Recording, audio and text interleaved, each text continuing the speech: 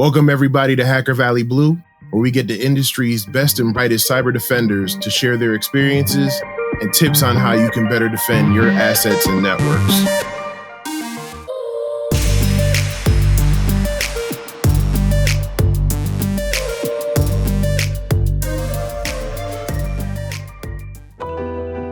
Complexity is everywhere. Instead of avoiding challenges or fearing failure, I've learned that you have to focus on what you can control. In work and in life, when that noise and chaos try to creep in, I choose to stay true to myself and remember who I love. That's how I control complexity. This season is all about the color purple. We'll be bridging the gap between red and blue teams and combining their strengths to form purple teams. Join me as I meet with some of the very best purple teamers out there who are changing the way we do security on a daily basis. We're going to go ahead and explore their journeys, talk about their time from red and or blue teams, some of the challenges they faced, as well as some of the successes and benefits from coming together and forming one team to defend against cyber threats from all over the world. So let's go. Welcome, everybody, to another episode of Hacker Valley Blue. I am your host, Davin Jackson. Super excited about today's show. If you don't know, Hacker Valley Blue is where I speak to different people from all over tech, mainly in the defensive side of things. But this season's focus is all about bridging the gap between red and blue, and we're focusing on purple teaming. And if you don't know already, this season has been sponsored by PlexTrac's. So we figured, what better way to talk about purple teaming than actually have our hacker in residence from PlexTrac come speak to us today. So we're going to get to know him and talk about his experiences, what led him to his current role, and how purple teaming helps him as a red teamer.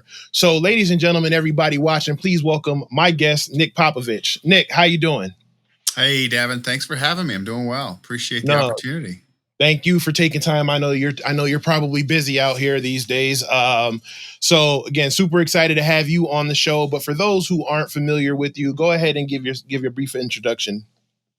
Yeah, my name is Nick Popovich. I've spent a significant amount of time in the red team side of the house and really offensive security.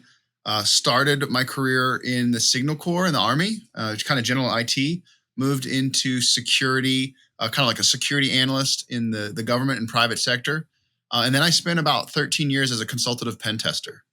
And while I was consulting and doing the grind, I decided to try my hand at leadership. So I eventually was the practice director for a large pen testing company. It's Optiv. They do a bunch of stuff, but I was one of the practice directors of the attack and pen team there. And then I wanted to try my hand at red teaming. So moved to a Fortune 200 red team. And now I've found myself as the hacker in residence at PlexTrac. Nice. So you actually have a very well versed history. So we're going to get into all of that. First and foremost, thank you for your service from one vet to another. I'm prior Air Force, but I didn't. Cool. I wasn't smart enough to go the tech route. I was an aircraft mechanic and figured I could work on fighter jets when I got out. I don't know. Long story. I tried to join the Air Force and they told me I had a heart murmur. And then I went to the Army and they were like, come on. I was like, oh, okay. Yeah. So, yeah, it's funny how that works. I didn't think I was going to get in either for other issues I had. And they were like, no, you're fine. But then again, this was right after 9/11. So at that time, they were just like, come on in. Yeah, same. I enlisted in 2003. Yeah. So now you talked about your time in Army, but before you got there, were you always into tech, or did you join that field once you got into the Army? Yeah, that's a good question. I was always tech adjacent. Our family were kind of like early adopters. I got a Commodore 64 for my 7th birthday, and so I was computering, so to speak, but I was also haphazard and all over the place, playing as much outside as inside. I did know that I wanted to solidify a career in tech. And so that was one of the driving factors of joining the military. I wanted to go in the service and hopefully get a job that was related to technology in some fashion. And so that's one of the reasons why when I graduated when I was 17, a little bit early, and with parental consent, I was able to join up. And that is also one of the reasons I chose the service I did, was because some of the places allowed you to kind of wish list a job. And I wanted to make sure that I got a job where I wasn't just using computers, but I was working in information systems and those types of things. Nice. See, I wish I would have stuck to my gut. So I didn't have a computer until like I was in high school, and we weren't doing anything that could break that. Otherwise, I don't know if you met my mom, but you don't want to. You didn't want her mad at you. Hi, mom. That's fair. But I always like to tinker around with stuff. So that's kind of what drove me into it. Like my grandmother used to just let me take things apart and put them together, Nice. put them back together. And then when I got into high school, two things happened. I discovered the opposite gender, and That'll take some time. And honestly, I just didn't think that I would actually be good enough in tech because I just didn't know enough about it. And then when I wanted to explore it, when I got into the service, I asked a recruiter, but you know how recruiters are, so they were like, "Yeah, you don't want to do that. You want to do aircraft. They got slots they got to fill." Yeah, you want to get into aircraft maintenance. I was like, I don't know. And they were like, we'll give you $5,000. Kid from the inner city. I was like, sure, sign me up. So that's kind of how that led. But yeah, so you got into tech when you were in the Army.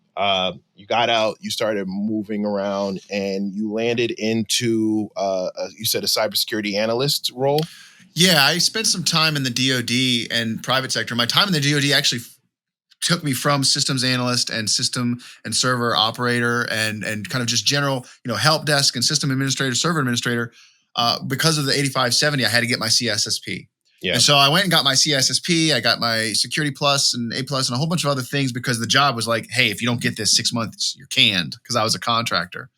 And so that exposed me into cybersecurity concepts. And back in the day, they called it information assurance. But whatever the case may be, I decided to leave kind of the public sector, move into the private sector. And from there, I moved into a security analyst, which was really just a part of the security team for Fortune 500 companies. So running AV, running vulnerability scans, project involvement with security, making sure projects are done with security in mind, a little bit of GRC, a little bit of audit, a little bit of running proxy. So it was an interesting role, and it really forced me to get exposed to a significant landscape of the different facets of security. And then actually, I was the one that was managing the results of pen tests on the private side.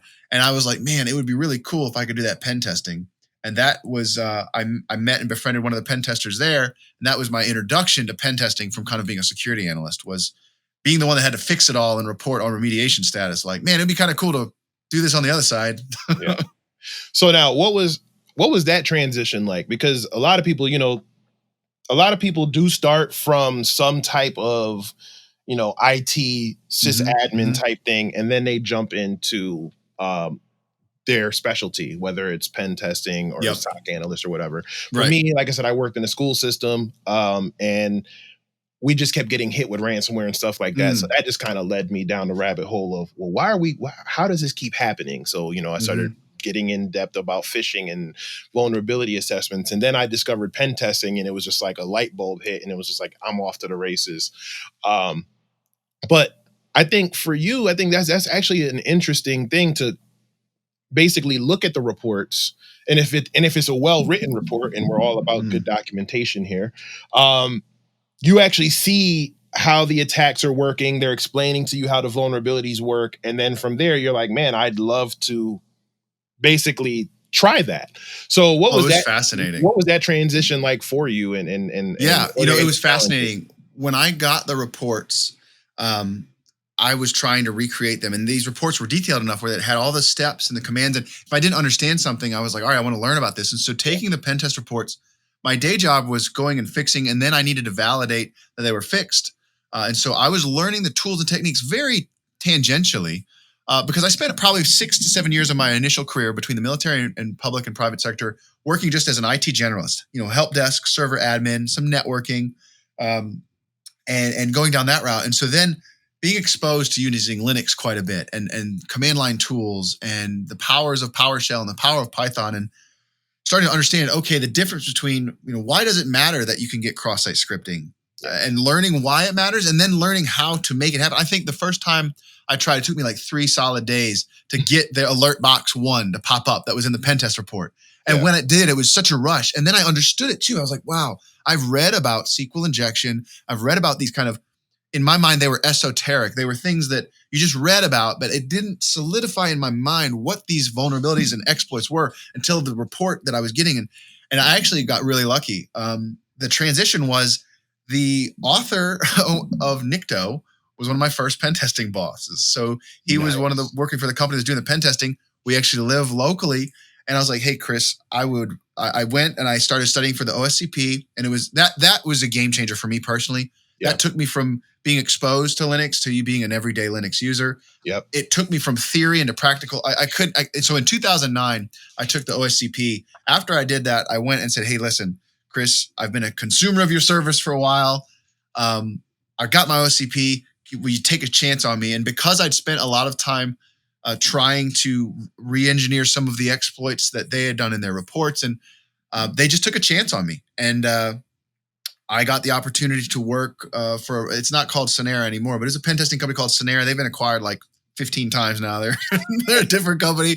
But working for a small boutique pen testing shop as a consultant was bananas. It was a grind and some of the hardest stuff you'll do, but it was also that rush. When I made Alertbox pop up once in 2009, I was hooked. And so then being able to work with some really sharp folks who led me down the path, and being a consultant, like I said, it's a grind. Yeah.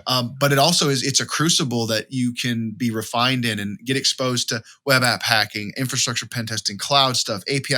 Like when you work for a boutique, especially, a lot of times, not to say that it's any better or worse than maybe a larger shop, but for my experience was that you were expected to hack everything. Like if they said, hey, in a month, you're going to have an AS400 gig, get smart on AS400. So I got a month to start learning, try and find emulators. And it was just neat to be able to get exposed to hacking a bunch of stuff. And my time as a consultant, I'll never besmirch that. And I look back fondly on it.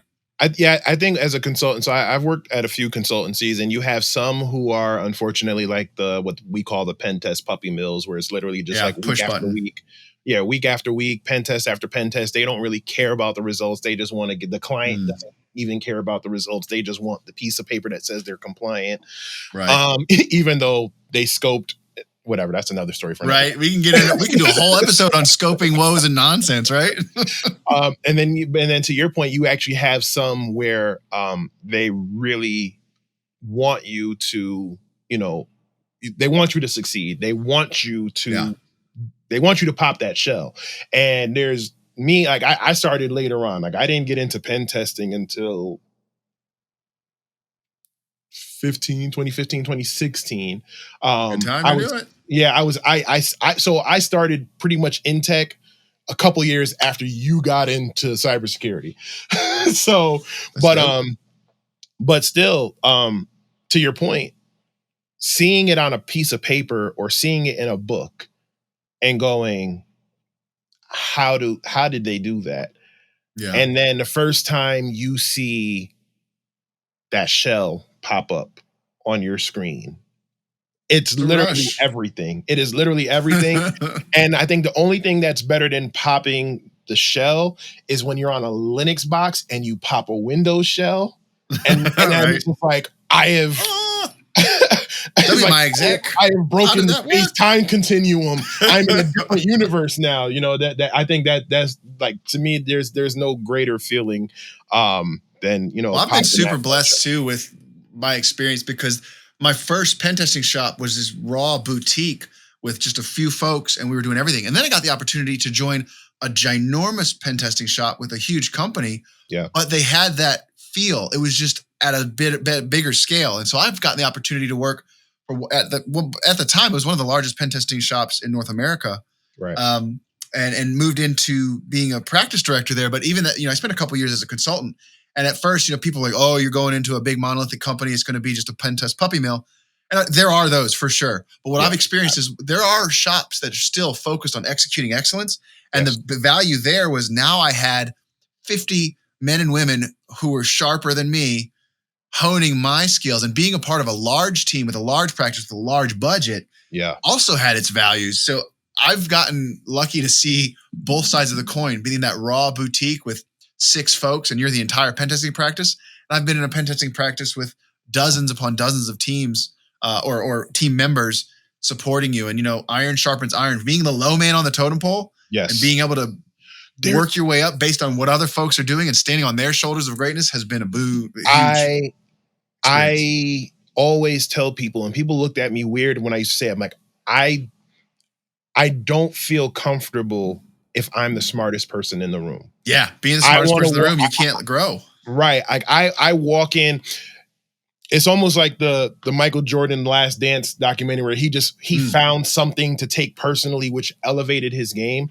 I would literally walk in there and go, I aspire to be that. And it wasn't malicious, but it was like, I aspire to be that. And it was literally, how do I do that? And what I tell any mentees or anybody who asks me go in there and be a sponge. There's no such thing as a stupid question. Go in there, and that's the whole purpose. And then to your other point, which I think we could talk about in the future from now, the training. When you find the right shop that actually encourages the training, to me, there's no dollar sign you can put on that because of what you're going to gain from it. And I actually tell people or executives all the time, you're worried about training your people because you're scared they'll leave.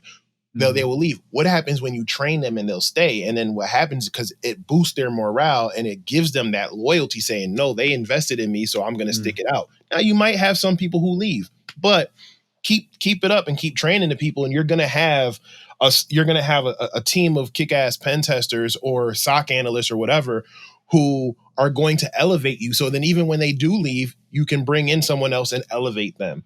So, right. Attrition is going to happen. Yeah. What happens when you train them and they leave? What happens when you don't train them and they stay? Yeah. You got a bunch of folks who are not bleeding edge. They can't find anything because they're still looking for MSO 867 or something like that. Right? No, it's super valid. So, 100%. So now you took that experience with you, and then you eventually moved into red teaming. Now, if you want, do you want to explain the difference between red teaming and your traditional pen test? Because a lot of people have. Yeah, when they hear red team, they just even when they hear blue team, they package everything into one and go, okay, you're a red teamer, and it's like, no, I'm a pen tester. There's a difference. There is a difference, and I think there are colloquialisms, and there's different folks have different opinions. It was like if you asked somebody in 2010 what was cloud, right? That people were defining what cloud was. I think there are some common understandings of the difference. And in my mind, a penetration test is really attempting to be more comprehensive and attempt to be less clandestine. So you're not trying not to get caught many times. You're trying to demonstrate the most value and showcase the most number of vulnerabilities, and then demonstrate the impact of those vulnerabilities by taking advantage of them genuinely as an attacker would. But a lot of times you're not focused on bypassing EDR, on staying undetected. You're leveraging a lot of automation because you're at scale. You're time boxed, and there's many times you have to have coverage. And so you're not just relying on automation, but you're leveraging it as a toolbox, and you're attempting to realize a comprehensive view many times. And even in some targeted assessments and testing, it depends. Some consultancies may say they do red teaming, and then folks will just, they'll talk about what does that mean to them. I'm not here to say one way or the other. Can consultancies do red teaming? Do you have to have an internal team? The difference in my mind, though, is that a red team is really focused on business objectives and emulating as closely as possible a genuine threat actor. So they're going to have typically more time. They're going to be goal-oriented and really being clandestine, surreptitious, and avoiding attribution. The point being that during a red team op, you go low and slow many times, and you don't leverage at times maybe as much automation or as much customer off-the-shelf tooling, because your entire operation is attempting to not get burned by being detected. And the goal, too, is to, just like with, the goal is to not only evade detective controls and telemetry, but really provide actionable details so that the SOC team, the blue team, the folks you're working with can really, can raise their security posture, raise their telemetry, identify the things that you're doing the next time. Pen testing, you're trying to raise their security posture, but red teaming, every gig, you really should not be able to reuse the same old tricks. And a good red team op, the high impact observations from a red team op should drive so much change in the business that you can't continuously go to the well to the same types of attacks because the telemetry has been raised. Many organizations invest lots of dollars for internal red teaming, for an example, because they've spent millions of dollars on detection and telemetry systems. And now they want to see, are they properly set up and how can they be circumvented? And it's not to say, oh, blue team, you've done a poor job. It's They don't know what they don't know. And so the red team's job is to come in and say, here's where you can adjust the telemetry, tune these out, and get tight. And honestly, I won't bleed into it until you tell me to, but we're starting to bleed into the idea of where did purple teaming come from? Yes. So, couple points there. Like when I talk to people about the difference between a pen test and a red team, when I talk about a pen test, there's two things that stick out: scope and snapshot in time. Snapshot in time. Yep. Because a pen test is literally, hey, we have, if you're lucky, 2 weeks, to to scan this entire scope. And sometimes the scope, there's things that aren't in scope that you can't touch or they don't want you to do. So you have 2 weeks to figure out this whole thing and figure out what you can find, write up this report and pass it off. Where a pen test can be an extended period of time. Oh, red team, right? Yeah, a red team engagement can be an extended period of time. It can be months. It can be just, it's really emulating an attack. I mean, I think what did they say? The average time a malicious attacker is in a system, I believe, is almost 6 months or something like that. Something like that. Yeah, it depends on which. I forgot what the recent report is, but it was like, it's a really long time. So you want to try to emulate that because if you want to see what happens when if that lateral movement becomes important, business impact, gathering sensitive data. I mean, when I was on a Fortune 200 red team, our average op was 3 months, and it would not be, it was easy for an op to be 3 to 6 months long. At times doing 2 in tandem ops, maybe where you split the team up. But yeah, the difference between the surgical nature of a red team, because you have you have all the time, many times, depending on some folks are still, depending, in my experience on a corporate red team working for an organization, the results were more valuable versus a timetable. Yeah. So instead of having kind of an artificial timetable, like you've got 6 weeks to make this happen, it was, well, let's start with 3 months. When you get where you need to go and you get some objectives, let's see where else you can go until you get caught. Right. Exactly. And the other thing with red teaming is I like to say weapons free, because because like you said, you're not having to rely on automated attacks because you don't have a timetable to go, all right, I need to nmap this whole thing, or I need to run this scan to run this whole thing. Now you can take your time. You can literally focus on a target. I think the one thing I like with red teaming is sometimes with pen tests, a traditional pen test, you have a gut feeling that you left something on the table, right? There's or you're looking at an app, you're like, if I had a couple more days, I could probably get that. If depending on the rules of engagement or the scope, I know I could flesh this out. And you can't because, you have to move on. You can't get stuck in that rabbit hole.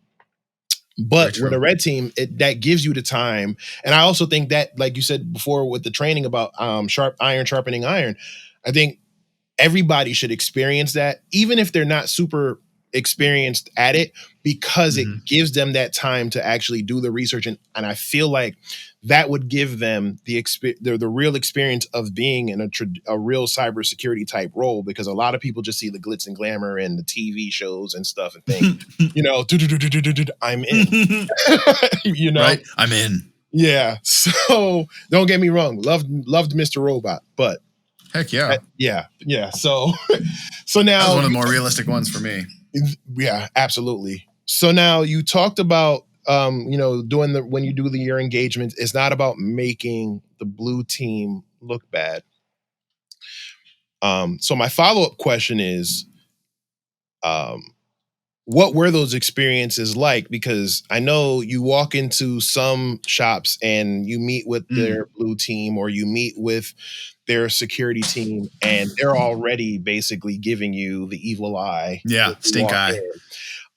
And I just feel like it's almost like a culture thing. No matter where you go, there's always something. For me, it was the blue teams, and then when I moved into the AppSec space, it became the developers. Yeah. So, what were your challenges, and how did you usually try to break the ice? That's great. Honestly, I had the luck and fortune on the red team side of coming into a very well-established red team. And the leadership there had made it very clear, we're not here to call your baby ugly. Yeah. We're one team, one fight. Now, that was, again, on the red team side, I was an internal red team. So we all had a vested interest in the same organization being secure. And so, but it was about communication. What I noticed was the leadership there had taken very careful steps to establish a charter for the red team and to make it clear we're not scapegoating individuals. We're not scapegoating the blue team. We are here to provide value and to give you not oversight, but to allow you to tune your telemetry. And so the communication methodology, the style of communication, dialing in folks on the blue team to be aware and when necessary, the communication, I think the steps that were taken very early on to establish really great, not just rules of communication, but the fact that it's like, look, guys and gals, we are here to support you. Really making sure the nature of our job is to be adversarial, but our communication is not.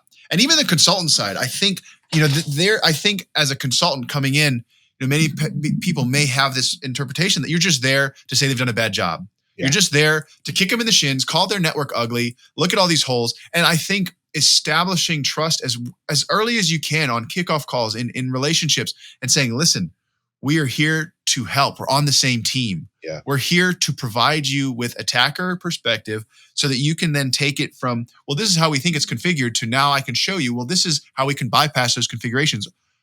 The idea, though, I think, is communication. Yeah. And you know what? Ornery folks are going to be ornery. At the end of the day, if somebody's got a bug on their butt and they're going to be feisty, they're going to be feisty. You can't get around that. But I think if you proactively try and communicate early on, whether internally to the stakeholders or even in a consultative fashion, you have a capability to control that narrative and be like, we are here to support you. And also, you protect the blue teams. I spent plenty of time going on readout calls, and when folks start even having verbiage like, "Well, our blue, what's the blue team even doing? How did they not detect this?" Well, I'll be honest with you. We used some techniques that are circumventing the controls that they have in place. Their systems don't even have detection mechanisms for this, or we bypass them. So we probably need to go back to the vendor of this EDR product, or we need to layer on some controls. Or similarly, like let's talk about phishing gigs, right? When folks will be like, "I can't believe Sally clicked and Bob downloaded the document and got us a shell." We should either fire them or it's like, let's not censure individuals. Let's not censure the blue team. That's the wrong message. Yeah. Let's come together as a village, because at the end of the day, no matter if you're blue, if you're red, if you're purple, if you're DevOps, doesn't matter. At the end of the day, the IT ecosystem of the organization under your purview is where you live. And so if we raise the security posture of that ecosystem, yes, everybody benefits. And so that kind of messaging is important, and trying to head off, I don't want to say ignorance, but head off, because the people who are trying to at times point out flaws individually, at times they're not being malicious either. They're going from their common body of knowledge saying, well, this person did a wrong thing. This software that this team runs didn't do what it's supposed to do. There must be the problem. And it's like, let's help educate. But I think running interference when folks start having the wrong perspective on the outcomes of offensive security, and making sure that our brothers and sisters in the blue side have cover run for them, is valuable. No, I agree 100%. I think the other thing is, I used to do the same thing with the phishing exercises, where they would want to fire, the new person, or they want to fire anybody because, they clicked the link or they fell for the phishing trap. And it's like, yeah, okay, but in the same breath, you don't want us to fish the executives because they would right. You remove them from scope. Right? You've given us a specific so you scope. Remove them from the scope, because you wouldn't want you don't want to embarrass them. Yeah, you can fear them the embarrassment of being on that list. So you would literally have to call and go, well, we don't want to do that because we want to get them to find the time first, or to actually properly train them. Okay, so give people that same energy and that same grace. That would be that's my argument. And then too on phishing. Oh, I'm sorry. Go ahead. Go ahead. No. Go ahead. Well, and one thing too I like to say is, look, when we're doing this is testing the efficacy of not only your user's susceptibility to social engineering and your user awareness campaign training, but the logical controls, the technical controls in place to prevent. Because let's be real, from a realistic standpoint, users are going to user, people are going to people, human are going to human. Yes. And so, yes, you can train them, and user awareness training is important, and you need to stay on it. But at the end of the day, this is not just counting clicks. Hopefully it's saying, hey, what kind of logical controls can we put in place? What kind of training? What kind of, layered defense? Let's talk about defense in depth, and the idea that, we want to train them. We also want to try and play whack-a-mole with malicious links. We want to try and deal with attachments. We want to have some telemetry and things that can allow us to detect, deter, and prevent. And so if you focus on just one person and them clicking links, or the human element of social engineering, you're missing out on the whole logical, the technical controls that can also prevent the humans from being humans. Exactly. And I think that communication is vital. And I think you're way better than me at it, because when I transitioned from being a consultant to being in-house, my first time, I still had that consultancy mindset. And like you said, working in the right consultancy can give you that right mindset. But the consultancy I had just come from was literally, no, let's hammer down on them and say, this is what they did wrong. So now when I moved in-house, and it was like, this is what you did wrong. And then you give them the list and you give them the report, and they're like, they're taken aback by it. Now you're feeding into that negative outlook that they have. And because it's no longer being, a weekly or 2-week basis working with this team, now you're actually basically living there. You're in the same house. They hold on to that, right? And then when I moved into my next internal gig, I tried everything, but now, so this was an AppSec space. So it wasn't, so we did have a blue team per se, but it was more of the developers that I had to kind of win over. Man, I bought donuts, I had pizza parties, and it was great, but they would literally eat the food and still look at you like, right? Yeah. Well, one of the reasons too, think about the developer space. Like, you're an obstacle to their sprint. You're an obstacle to productivity. And coming into them, it's I would almost say it's even more of a delicate situation, because they are not incentivized to have secure code and secure applications. No. In fact, their feet are held to a fire based on their feature requests, sprints, and their development schedule. And if you're in their CI/CD pipeline and you are causing extra work, in their opinion, or those types of things, it's going to be difficult. So I would almost say that working with developers from an AppSec side and trying to identify flaws in the application and does every developer want to have secure code? Of course. Does every developer want to have the highest fidelity application they can out there? Of course.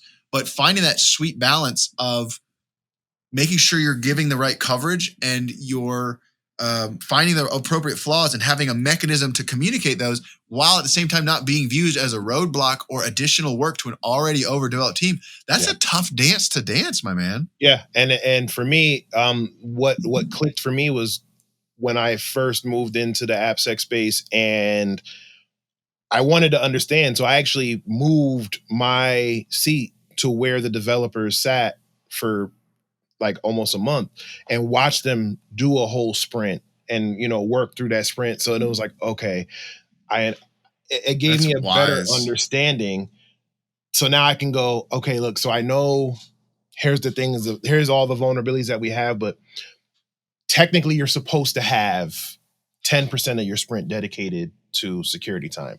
So I know that 10%, you probably aren't, it's probably less than that. So if you can at least get these criticals out of the way, triaging, and then we could walk through some of the other things that you could do in the next sprint, and then maybe when you go to a version change, let's address the rest of the stuff there.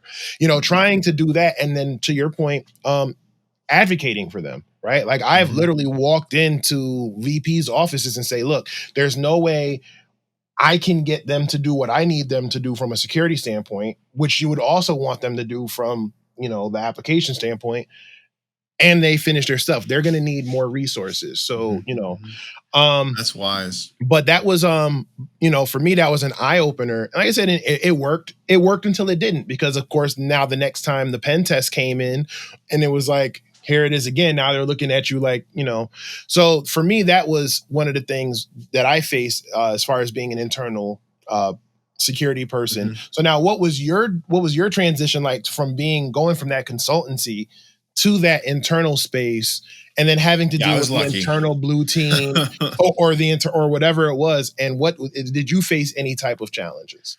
I will say internally, getting out. I mean, I spent more than a decade as a consultant. So, old habits die hard. The idea of being rushed, the idea of expecting things to be done in a day or an afternoon, or, just the consultative mindset was one of the hardest things to go through. My boss at the time was like, listen, man, you can take a couple weeks and learn this. You don't have to get the gist of it and try to figure it out and do it tomorrow. Like, you can take a couple weeks. I was like, oh my gosh, and then the some of the attack narratives and proofs of impact, that I was very consultancy, and it was like, well, we need business impact more than we need low hanging.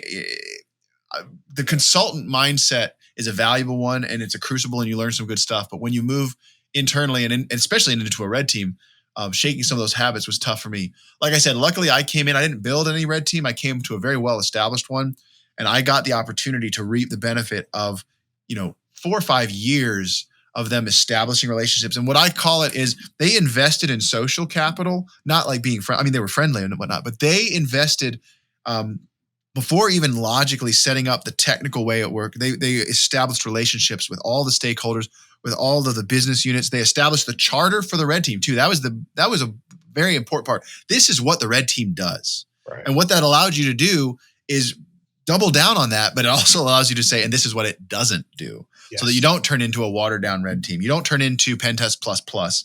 You don't get shoulder tapped asks that are outside of this. I mean, obviously we're going to do what the business wants. And if the red team says things like, no, that's not our job all the time, that's a problem. But having a well-established charter, and similarly, that then led to the beauty of purple teaming, because when you've established such relationships, it's one team, one fight, and you're there to provide insight and context into attacks that are just not on their radar. It's not on the threat feed.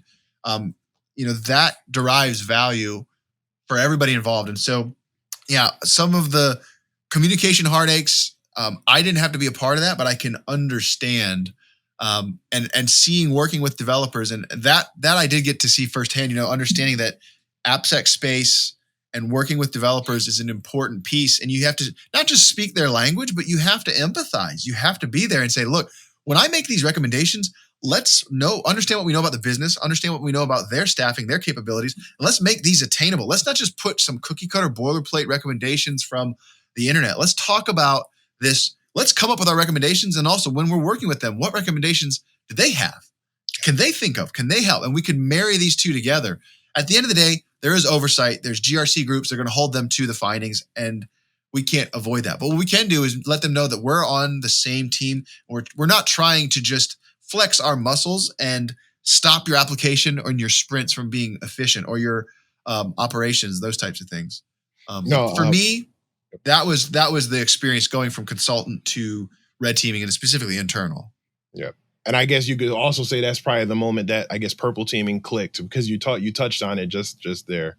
So we actually, I got to be a part. So in that same red team, we had purple team engagements. And so you had threat emulation, you had red team ops, you had a number of kind of menu of options. And then one of them was designated as a purple teaming. So we had a very defined methodology for the goals of purple teaming, the stakeholders, and how it went through. And that was my first introduction on that same red team to, I've never had a role that was pure purple, but I had the opportunity to be offensive security that then was engaged with purple teaming activity for sure. Yeah.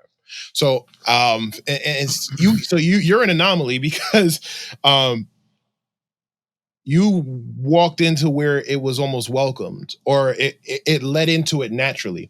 I've spoken to other guests, and even with my own experiences, where we've talked about essentially being laughed out of the room when we talked about this idea. I remember when the first time I talked about it, and I didn't even quite know the concept of purple teaming, but it was more like it was like collaborative assessment or something. Collaborative assessment, or it was like, even in not just so much the consultancy, but like the in-house stuff. And it was like, well, we don't want to tell them everything we're doing. And my response was, well, why? I think we should, because that would help them better understand what's happening and, better detect when these attacks are happening. And I think at that time, the person that I was working with or the team I was working with, they were all still of the consultant mindset where it was like, well, if you tell them everything, that's job security. Even here, well, actually anywhere. Yeah. The idea of if you tell them, they'll cheat, or if you give them a leg up. And so that already demonstrates an adversarial mindset. Yeah. And so you actually have to in my opinion, you step back and you don't Band-Aid. That's a symptom of somebody either having a bad experience or a slow of bad experiences where it was adversarial. And so coming in and saying, look, from a consultant perspective, you're paying us a pile of cash. You want to get value from this? Yeah. Well, let's work together in a fashion. And if you don't want us to cheat, okay, but we're not here to cheat. We're here to provide value. I think it comes back to this idea, because I have seen that as well, where the blue team's like, well, we don't want you to have a leg up. But again, it gets back to this idea of us versus them, because the reason they don't want you to have a leg up is not because they don't want your job to be easier or you have better time finding things that they can fix. They don't want to look bad. And why they don't want you to cheat is because they've been made to look bad, or they feel like they've been made to look bad. So what you described of we don't want to give information is a symptom, I think, of something that needs to be, you need to step back. And that's why defining charters, defining goals, defining those things, even in a consultative standpoint, I think you can even do that during scoping and during discussions. You can establish that this is not an us versus you paradigm. I understand the need to make sure that security teams are not hypersensitive and acting more aware than they usually do. So I get the unannounced aspects and whatnot, but that still you can invest in social capital by communicating, especially to leadership at least, to try and get that us versus them mentality. Because when you start breaking those barriers down, then they're going to cheat, or we don't want to give information because X, Y, and Z. Those conversations become less and less because you realize that the more stuff that is found is not just more JIRA tickets that you have to solve. The more impactful things that are found that can derive value, the business can, the better. And that also then leads to offensive teams not panicking and finding stupid stuff to stack the deck, right? There are offensive teams who are like, well, we got to show our value. And that the value is the number of findings we have. So you have a bunch of these pedantic findings thrown in, and the development teams or the teams are like, this is, it's technically a vulnerability. Where's the impact? Where's the actual risk to our environment? Have you taken that into account? And you're just stacking the deck with these kind of cookie cutter findings. And it's like, you got to find balance, and everything you do needs to drive value. Yeah. So now you're the hacker in residence at PlexTrac, right? And PlexTrac, which we're going to get into shortly. PlexTrac is essentially known for purple teaming. Speak to the aspects of that collaborative nature. Sure. Right. Because again, that was one of the challenges that got us laughed out of rooms in the past. And now, purple teaming is becoming more trendy, but now I've seen jobs for purple teamers. Like I've seen straight up on the internet. I was like, oh wow, they actually have like a role called a role team for engineer. It, right? And then you have companies like yours that are thriving in that field. So talk about that collaborative nature, because it's, when you hear purple teaming, the first thing people think is, oh, they just put their red and blue teams together, right? Or they're just doing more assessments where somebody knows what's going on. Yeah, everybody the blue team knows what's happening. They know the IPs are coming from. They can start to correlate. So talk about that collaborative effort for purple teaming. Yeah, so my first experience with purple teaming was on a red team, and then becoming the hacker in residence at PlexTrac really is about being the hacker's voice and enabling that to be able to say, here's the red team's perspective. Let's also take in, and we have other folks internally that are blue team perspective, and I help build the reporting platform and the product really that PlexTrac has that is designed to enable efficient purple teaming. And what it really comes down to is being able to have the outcome of security assessment and testing, the output, the artifacts, all in one place to categorize and work with them. And that allows you to collaborate easier with other teams. So one of the difficulties when you're doing it ad hoc, and it's not impossible to do, but a difficulty is that there is still a separation. When you're doing purple team exercises, the red team is doing some stuff And the blue team has all of the blue team many times are not going to give the red team access into their Splunk or into their SOAR or into their things. Like that's too much access. Now, I'm speaking from my experience. I know organizations where there's a lot of crosstalk and people do get access to systems. So I'm not saying that that's good or bad. What I'm saying is folks still have their day job. Like during a purple team engagement, blue team still has to protect the fidelity of the environment. They have a day job they're doing. So establishing rules, establishing a procedure, and then really coming up with outcomes that you want to see and making sure the right stakeholders are together. There's so much pre-planning that goes into a purple team engagement than there is in typical engagements. I mean, from a red team ops standpoint, it's the business, we come up with goals, we come up with things we want to do. The stakeholders are made aware that it's going to happen between some time or whatever. And then you kind of, weapons free. Yeah. Purple teaming is like maybe there's scheduled. There could be actual times where you're straight up getting on the same box and I'm popping off a payload of seeing if an EDR is detecting it. And on the fly, they're writing YARA rules. They're writing signatures at the same time. So the collaboration is not just an idea. It's not just we're going to do a bunch of stuff and let them know about it. I mean, I've seen purple, and that can be, maybe that's the genesis. Maybe when you start, you just run your normal red team thing and you have really good logging and you dump your Cobalt Strike logs or your Sliver logs or all your command terminals, and you have a really detailed timeline and you just hand over a steaming pile of document to the blue team. You're like, here's all the nonsense that we did over the last X number of time. Now you can go correlate that to, did you see any of it? That is a heavy lift. That's annoying in my opinion for the blue team to be like, thanks for 3 afternoons of wading through stuff. Yeah. But it could be a beginning, but the reality then, how much more helpful is it to say, to really work hand in hand? Maybe your purple team endeavors, you go to the blue team. You say, what kind of things keep you up at night? What are you scared about? What do you want to talk to leadership about where you see gaps in coverage? Let's open kimono a little bit, right? Mm-hmm. If they're saying, we have invested in this platform and we have no way of knowing if it's valuable or not. And maybe your purple team goes around attacks designed to showcase some misconfigurations in that so the vendor or the team can highlight it. The point being, there has to not just be this idea that we're working together. You have to take very concentrated steps to work together, to plan together, to execute together. And like platforms like PlexTrac really enable that because you have one pane of glass. You have one portal where things can be worked on, documented on, reported on, versus kind of a call and response where I'm just like, it's like Battleship. I did a thing. Did I hit you? We want to really, truly, maybe in real time or as close to real time as you can, or just being very sticky, going in and working through that. So I think, it still goes back to communication and establishing the goals of the purple team, establishing what's happening. But then those goals are really very collaborative. You're going maybe from the leadership of red and blue to their leadership to the top, or whatever the case may be, as you establish these paradigms for purple teaming. But the real gist, in my opinion, is to make sure, and then the outcomes. You want in the purple team world there to be outcomes. Our attacks on the red side get more novel, more focused, more business centric on this very specific threats. Maybe they're threat informed. Maybe they're coming from the counter threat intelligence team. Maybe they're coming from the feed data saying this is the type of attacks that are hitting your environment. Let's create a purple team engagement to see how we would fare against maybe a certain named threat. I know there's value in naming threats, and I think it's cool. I do think sometimes we get a little laser-like focus on certain threat groups, and doing a purple team around the threat group is fine because at the end of the day, there's tools, there's techniques and procedures that we can derive value from, and we can cover a whole myriad of APTs. Like how many APTs inject some nonsense into memory to pull out credentials, right? Whether it's Mimikatz or homegrown sauce.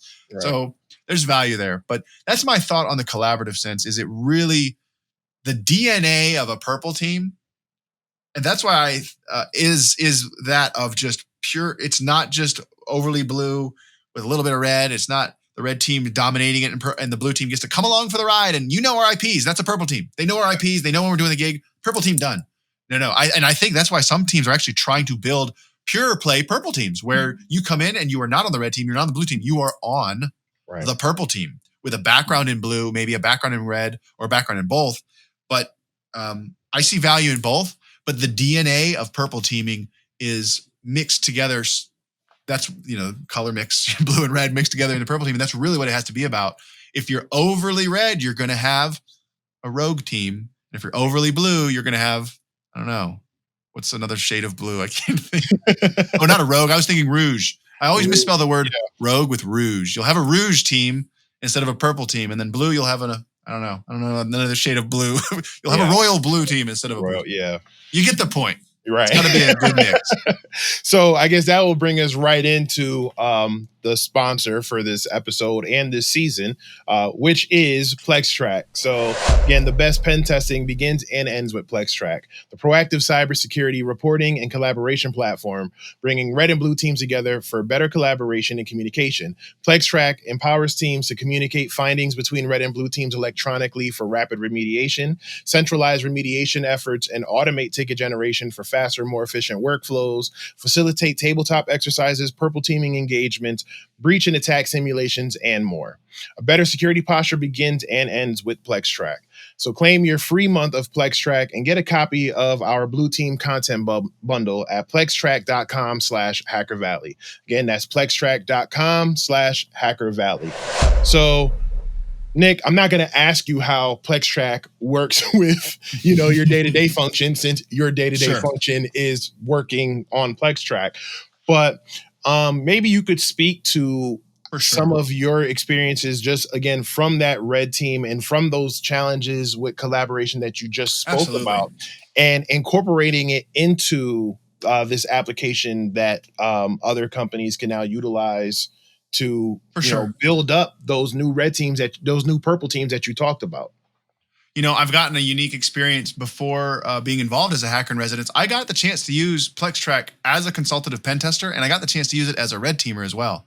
And the main thing before I get right into the purple team sauce is all of the output. I mean, when we do that voodoo that we do as hackers, we generate a lot of output. Reporting, we have to do more with less. We need more value from our reports with less time. From a consultative sense, you don't want to burn billable hours doing nonsense reporting. You want to be hacking and cracking and adding value. They're paying you the bucks to provide value to their environment. And that clear documented report is the value. And so all of the output from security assessment and testing activity ends up in the PlexTrac platform, whether it is GRC and audit advisory stuff, vulnerability scans, pen test reporting. Having that clean, easy path to get your data in quickly, to have it teed up, use data efficiently, and generated or be consumed, because the PlexTrac platform can also be the consumption model for security data. Folks can use it as a client portal to work, track, remediate findings, and also generate report documentation. So that's the general sauce. That's all security testing regardless of color. And then when you talk about collaboration, having a centralized system where the teams can collaborate on what's happening, when, how, what was shown, what was seen, what was successful, and what was not. Being able to have metrics, and in the PlexTrac platform, our metrics can map back to your own frameworks. We have the attack TTP, so you can take purple teaming, map back all of your activity to TTPs, and get graphing and reporting, showcasing what TTPs are most successful being blocked, what are having offensive success, what's having blue, defensive success. And so the purple team engagement, the real value derived from a platform like PlexTrac in purple teaming is being the monitor of monitors, the central data point for activity. Now, when I say monitor of monitors, that sounded like we're another SIM or another store. Not at all. It's a place for collaboration. It's a place where the data lives and you work on it together. And so, having a platform like PlexTrac, absolutely. Whether you're starting your purple team journey or you have an established purple team and you want to derive more value and enhance capabilities, a platform like PlexTrac can go a long way in your purple team journey. Yeah, and I think the thing I like with PlexTrac is also the customization of, like you said, working with platforms like MITRE ATT&CK. I mean, frameworks like MITRE ATT&CK, and then platforms like Scythe. I think that's that's definitely something that you don't necessarily see all day, because a lot of other tools, they say they have those collaborative options, but they make it's kind of hard to incorporate. To incorporate other tools into their platform. So I definitely like that PlexTrac is like, no, this is what we do, and we're doing it for the consumer. We're doing it for the user to bring in these different aspects and these different things from all these different resources to Yep, those different data sources. We're not Yeah. opinionated. We want to be the single pane of glass. We're not really there to unseat anyone. We're there to enhance. So you have Scythe, Pantera, Node Zero. You have some scanning tools. You have all those other things. They're supposed to come in, and we just are a force multiplier. We're not trying to replace any of your methodology or your spend. Right. So, and again, I think with the with the reporting piece, that I'm a big advocate for detailed reporting. I just think it makes things so much. I don't want to say easier, because when you say easier in our field, sometimes that people freak out and like, oh my gosh, it's going to replace pen testing altogether. But it makes it more efficient. There you go. That's the word I'm looking for. So again, thank you to our sponsor and your employer, PlexTrac. And again, if you want to get a copy of the Blue Team content bundle, go to plextrac.com/HackerValley. So now, jumping back into the whole benefits of purple teaming, how do we get some of these companies who still have that traditional red versus blue mindset to not only change that thinking to purple teaming, but actually embrace the change and give it time to bear fruit? I think that's good. I think the idea would be constant evangelism of purple teaming and its benefits. I think being able to talk through the tangible benefits that are achieved from leveling up the telemetry and the security posture that the blue team is able to afford, and constantly show perhaps deeper value than snapshot in time assessments. And purple. It's not an if or, it's and. Right? Get your snapshot in time pen tests, get your vulnerability scans, get your third-party pen tests, and have red teaming and have purple teaming. Like, depending on your organization size, all of these are complementary and for a different purpose. And so some folks may get fatigued. They have assessment fatigue. They're like, but wait, I thought we just had a pen test. Well, no, this is a red team. But wait, and then this is a purple team. So they're getting fatigued. We need to talk about the value that's derived from each, showcase it, and be able to talk about either return on it from the business standpoint. You got to sell the business, whether you're internal or consultant. What's the ROI? Yes. What are they getting that's tangible, that's a value and a benefit? And, I mean, at the end of the day, there are going to be some shops that just do what they have to do, because if not, their customers will sue them or they'll be against the law. And you know what? Unfortunately, human's going to human. We can't change the world, but we sure can try. And I think constantly speaking to the value that can be derived from purple teaming, and making it a known commodity. Because if people look at purple teaming and think, well, it's just red telling the blue team what they're doing, they're not going to see the value. But it's our job as security pros. It's our job. We're drinking the cyber sauce. We got to pour a little cyber sauce in glasses and make sure and pass it around. Yeah. I guess I think, telling them the benefits of it, being the constant, having that constant communication about the benefits of it, as well as, just telling them to be patient, because, it's like, well, how is this going to help me overnight? I'm like, it's not. It's not going to help you overnight. It's going to help you over time. Just like you said with having the different pen tests, or the assessment fatigue. It's like, oh, well, why are we doing a pen test? Well, this is different. This is a pen test engagement, or this is a red team engagement, or this is something that we're doing for compliance purposes. But I think we need to talk about just the overall benefit as opposed to the, well, what's the immediate, what's the immediate gratification am I getting out of it? So for example, some people just want to do pen tests because they want to be PCI compliant or HIPAA compliant, and they don't really care. They just want to see that last sentence or that sentence somewhere in there that says, congratulations, you're compliant. If we actually get them to care about what they're protecting and what we're testing, I think that would also open the door to having that conversation about the collaborative thing. But again, it's just, that's another conversation for another day. And unfortunately, we only gotta fight the good fight. We have a snapshot of time for this interview. So, but before it's been a pleasure, man. Thanks for having me. This has been an absolute pleasure. Thanks for doing this. And but before we go ahead and do that, I want to get into again more about you and like what are some of your hobbies that you like. Oh yeah, you got to make sure that you don't burn out. You can't be all cyber sauce all the time. Yeah. One of my favorite things to do, other than hanging with my family and doing that voodoo with the family, is billiards. I play pool. I love playing pool. I got a little 3D printed pool table my wife got me for Yeah, so I tend to, in fact, you can see it. I got right back here, I got my pool table where I go and sling some cue sticks. And then I like to hike quite a bit. I just went to Grayson Highlands State Park, hiked the Mount Rogers Trail, went to the highest point in Virginia and stood on the rock. So I think technically speaking, other than people in an airplane, I was the tallest citizen in the Commonwealth of Virginia for about 30 seconds when I stood on top of Mount Rogers summit. Getting the hustle fatigue, the cyber fatigue, finding a way to divorce yourself from a screen for a bit. And maybe your screen is your catharsis. Maybe you have art that you do. I'm not saying screens are bad. Right. I'm just saying something that can disengage your mind from the hacks and the cracks, from the signatures, from the tech debt that your brain is incurring is absolutely important. If you don't, now I've had 23 pen testers work for me one time. Burnout is real. Having burnout is real. So if you don't find a way to have balance, your brain is going to fry, and that's just the way it is. Nope. I agree 100% from a personal standpoint. I mean, and burnout can affect you physically as well.